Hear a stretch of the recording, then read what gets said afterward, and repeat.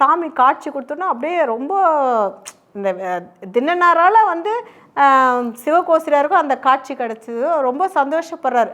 அப்போ சொல்கிறாரு, சிவகோசிரியாருக்கும் அந்த அசிரியராக பேசுகிறாரு, இப்போ பத்தியா நீ வந்து இவனோட அன்பு வந்து மாமிசம் படைக்கிறான், உமிழ்நீரை சுரக்கிறான்டே, இந்த அன்பு தான் எனக்கு வந்து நீ காட்டினது வந்து பக்தி, ஆனால் தின்னனார் காட்டினது பார்த்தீங்கன்னா அன்பு.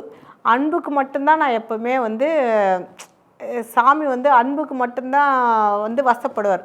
சாமி பார்த்தீங்கன்னா அப்போ சிவகோசிரியர் என்ன சொல்கிறார், இந்த தின்னனாரோட அன்பை உனக்கு நான் உணர்வே தான் நான் வந்து இப்படி நான் செஞ்சேன் அப்படின்ட்டு சாமி வந்து சொல்லிட்டு கண்ணப்பா உன்னோட வலது கண் மூலமாகவே இந்த நான் எப்போவுமே நீ கொடுத்த அந்த வலது கண்ணாலேயே நான் உலகத்தை நான் எப்போவுமே பார்ப்பேன் அப்படின்னு சொல்லிட்டு கண்ணப்ப நாயனாருக்கு முக்தியும் கொடுத்து சிவகோசிரியாருக்கு காட்சியும் கொடுத்து இறைவன் வந்து இப்படியா வந்து கண்ணப்ப நாயனாரோட சரிதம் முடியுது.